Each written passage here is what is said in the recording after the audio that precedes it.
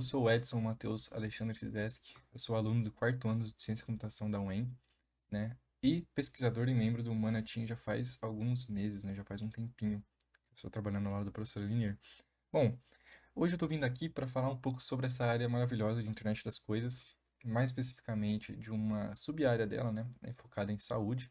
Então, aqui a gente vai conversar bastante sobre essa parte de IoT aplicada no monitoramento da saúde, que é justamente o tema do meu TCC, né, meu trabalho de conclusão do curso.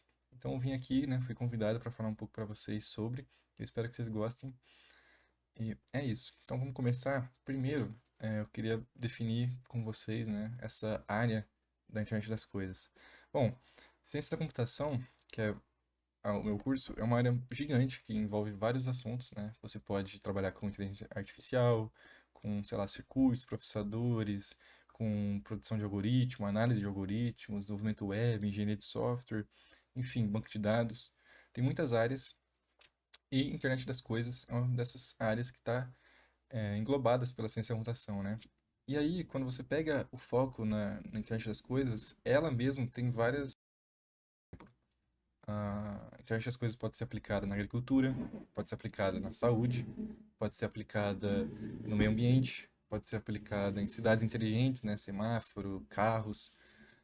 Então, é muito vasto o campo da área de estudos de internet das coisas. Então, o nosso foco aqui vai ser falar sobre essa área de saúde, né? Internet of Healthcare Things, né? Ou seja, a área de saúde, né? Internet das coisas focada na área de saúde. Bom, gente, então eu quis aqui trazer uns exemplos de IoT. O primeiro exemplo ali da esquerda é uma tomada inteligente. Aqui no Brasil a gente já tem vários dessas, principalmente da empresa da Positivo. Eles desenvolvem vários. É uma tomada que basicamente tenta minimizar os custos de energia e tudo mais da sua conta. Bom, ali no meio tem um exemplo de lâmpadas inteligentes, que são lâmpadas que geralmente mudam de cor, aceitam comandos por voz, ou etc. Conseguem, né, adaptar o índice de luminosidade, né, tipo luz mais baixa, luz mais alta, enfim. E ali na direita talvez seja o produto mais popular hoje em dia, né, que é a Alexa da Amazon. É um dispositivo de um assistente virtual na sua casa. E ela, basicamente, a maior parte das pessoas usa como uma caixinha de som, né, mas ela também aceita vários comandos por voz, ela tem integração com as lâmpadas mesmo, integração com vários dispositivos. E é um dispositivo que tenta ajudar você, né, no seu dia a dia, que é o foco da internet das coisas é justamente esse, né, contribuir com a vida, com a sua vida para tentar facilitar algum quesito da mesma. Bom, partindo aqui para frente, a gente tem a definição formal do que é a IoT. No caso, eu defini aqui com base em uma referência que a IoT pode ser definido como uma rede de dispositivos interagindo entre si através da comunicação máquina por máquina, ou seja, dispositivo por dispositivo, permitindo a coleta e troca de dados. Ou seja, basicamente, a IoT é uma rede de coisas conectadas conversando, né? É um conceito meio abstrato se você pensar assim, mas basicamente é um veículo conversando com um semáforo na rua para, sei lá, um veículo autômato. Você tem na sua casa mesmo, sei lá, o micro-ondas conversando com a geladeira, que está conversando com uma Alexa, que é um assistente de casa. Você tem esses dispositivos interagindo, coletando dados e trocando entre eles, né? Além de tudo, sempre com o foco, que nem eu falei, em contribuir com a vida do usuário. Hoje em dia a gente tem vários já dispositivos IoT, tanto vestíveis, né, que são quando os dispositivos você está usando, por exemplo, uma camiseta, uma pulseira, um óculos, enfim, qualquer coisa desse tipo. Mas também tem vários outros tipos de coisas interagindo e sempre com essa ideia em mente. Bom, então, partindo aqui para a internet das coisas na área de saúde, a gente tem aqui geralmente três focos dos dispositivos, que são monitoramento, ou seja, os dispositivos que conseguem analisar diariamente, em tempo real, e gravar um histórico do paciente, por exemplo, dispositivos de vestíveis, né, de pulseira, que ficam monitorando o batimento cardíaco, conseguem realizar eletrocardiogramas e ajudam no quesito de pacientes menos críticos poderem fazer o monitoramento na própria casa, ficar tranquilo, que tem lá no aplicativo seu histórico que o médico pode acessar, os enfermeiros podem acessar, a família pode acessar e ter uma base ali do que está acontecendo. Além de tudo, também tem alerta de emergências, né? Muitos idosos acabam caindo dentro das próprias casas, sofrem quedas e às vezes por morarem sozinhos eles não conseguem pedir socorro rápido o suficiente. ou não conseguem, enfim, ter uma estrutura ali, uma rede de ajuda para ele. E o dispositivo IoT pode justamente ajudar nisso, né? Identificar que houve uma queda, identificar que houve uma emergência e alertar, notificar as pessoas interessadas, né, da aplicação. Então, é essencial o dispositivo IoT fazerem essa funcionalidade. E, no geral, realizar essas operações de cuidados básicos, né? Monitoramento, esse alerta de emergência mesmo, mas também ajudar nos cuidados como pressão, nível de oxigênio do sangue, pressão sanguínea no caso, atividade física, todos esses tipos de coisas que um dispositivo acoplado com você ali, né, num vestível ou, sei lá, na própria casa ter alguns sensores, consegue contribuir com os pacientes. Bom, partindo aqui para as vantagens e desvantagens, né? A primeira coisa que a gente pode citar é justamente essa questão da possibilidade de monitorar remotamente os pacientes com um quadro não tão crítico, né? Que nem eu já citei. Você ter essa possibilidade de desocupar alguns leitos no hospital, desocupar, enfim, a pressão hoje em dia nos hospitais e nas casas de saúde é muito alta, né? Tem muitos pacientes, muitas pessoas, principalmente com doenças crônicas, e você poder monitorar algumas dessas pessoas que não são tão críticas, assim, que não precisam de um acompanhamento tão exclusivo, poder acompanhar de longe, assim, com um dispositivo confiável que consiga monitorar esses dados, é uma ótima opção, justamente para desafogar esses mecanismos de saúde. E bom, a desvantagem disso é que você tem um risco de segurança nesses dados. Você está coletando dados que são muitas vezes sensíveis e que o paciente não desejaria que vazassem para pessoas que não estão envolvidas no processo dele, né? Um enfermeiro, um médico, um cuidador ou uma familiar. Então você tem que ter um cuidado, né? Tem que ter uma preocupação com essa segurança desses dados e proteger esses dados tão importantes para o paciente.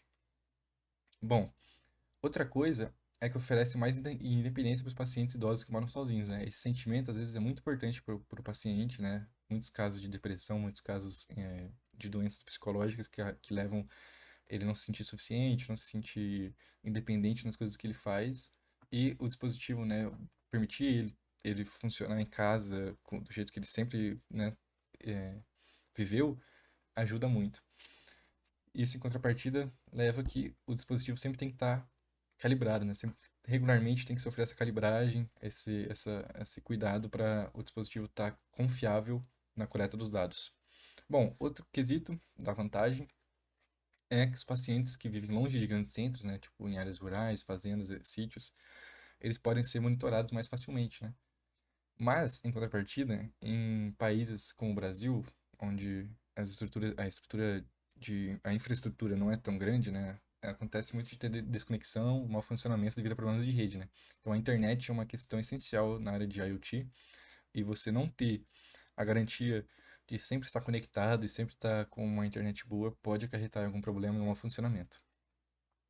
Bom, partindo aqui para frente, para estudar esse tema no meu TCC, eu fiz uma revisão sistemática, né? Então, para pegar esse tema, né, da internet das coisas de saúde e estudar ele a fundo, né, o estado da arte, foi feita uma revisão sistemática. Para quem não sabe o que é uma revisão sistemática, ela é basicamente uma forma de pesquisa que trabalha com uma fonte de dados, seja ela qual for, Google Scholar, IEE, enfim, tem vários, é, es- especificamente sobre a leitura de um certo tema. Então você vai pegar a literatura de um tema que você quer explorar e você vai pegar vários desses estudos separados e reunir eles e trabalhar eles em uma única investigação.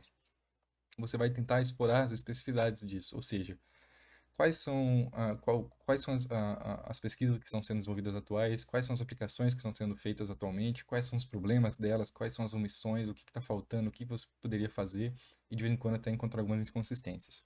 Essa é o principal foco da revisão sistemática, né? Tentar estudar e reunir todos os estudos separados de um tema e fazer uma única investigação completa. Bom, para você fazer uma revisão sistemática, você tem algumas etapas. A primeira delas é definir uma pergunta, que vai nortear toda a sua pesquisa. No meu caso, a pergunta era justamente na área de internet das coisas de saúde, o que está sendo desenvolvido, o que está sendo feito, quais são os instrumentos, os métodos, quais são as ferramentas utilizadas. Então, eu defini algumas palavras-chave, né, para seus critérios de busca. Eu defini IoT, Healthcare e Elderly. Eu não optei por pesquisar por IoHT, justamente porque é um termo meio recente e não foram todos não são todos os pesquisadores que já adotaram, enfim, não tem tantas pesquisas assim com essa palavra-chave. A fonte de dados que a gente optou trabalhar foi o IE Explorer, que é um banco de dados de artigos especializados em ciência da computação. Então, seria uma área de foco maior, que provavelmente a gente encontraria mais artigos, e a gente realmente encontrou bastante. E também um critério de data de publicação, né, dos últimos anos aí, para a gente pegar realmente o estado da arte, né, atual dessa área. Fazendo a pesquisa lá no Explore, a gente encontrou 94 artigos que depois do refinamento e da aplicação dos critérios todos, né, de todos os critérios que a gente quis de exclusão, a gente sobrou com 9 artigos para trabalhar. Eles estão dispostos aqui nessa tabela. Os resultados aqui, como ali as colunas são de protocolos, hardware test, né, protocolos de comunicação, que seria basicamente a forma dos dispositivos se conectarem, os hardwares, né, os microcontroladores, qual foi o processador, e se a pesquisa fez um teste ou não testou. Como algumas desses artigos eram mais teóricos, focados em propor uma arquitetura ou um framework, não são todos ali que têm especificidades de hardware ou de protocolo, mas são todos artigos super importantes que fizeram um compreendimento do conceito da área se acontecer. Então aqui a gente tem algumas pesquisas que trabalharam com Narrowband IoT, 5G, LoRaWAN, que já é para longas distâncias, Wi-Fi, e os hardwares ali, sempre, né, Arduino Uno, o STM32 e o Node MCU, que são os mais já conhecidos. Bom, a motivação por esse trabalho, né, para o meu TCC, foi de criar um protótipo de uma aplicação completa que trabalhe com esse monitoramento de saúde e consiga fornecer as ferramentas, né, para o cuidado de pacientes. Explorar também as possibilidades, né, de desenvolvimento na área de internet das coisas de saúde, que é uma área muito em crescimento, em alta no momento, e contribuir, é claro, com a qualidade de vida das pessoas, principalmente na área eh, na saúde de idosos, né, que são pessoas assim num estágio mais frágil e que às vezes não recebem toda a atenção necessária. Bom, os objetivos no final, né, foi fazer justamente esse estudo sobre os conceitos da área, fazer um estudo sobre as plataformas, os sensores, os protocolos de comunicação, fazer a revisão sistemática do tema IoT especificamente, entender quais são os problemas e que nem a gente já falou, o estado atual das pesquisas, modelar e definir quais vão ser esses instrumentos utilizados para desenvolver a aplicação, fazer o protótipo em si, né, botar a mão na massa e criar o protótipo, e a solução de software, justamente a aplicação mobile que vai acompanhar o protótipo que vai ser um vestível, e também fazer os testes para compreender todas as limitações e o potencial dessa aplicação, certo? Então era isso que eu tinha para falar para vocês, gente. Eu queria dar uma passada por cima do meu TCC, ainda que está numa fase bem inicial, mas é isso que a gente pretende trabalhar aqui no Mana. Queria agradecer o espaço também e falar que se alguém tiver alguma dúvida, quiser fazer uma pergunta ou corrigir alguma coisa, pode falar comigo no meu e-mail, certo? Então, muito obrigado. Até mais. Tamo junto.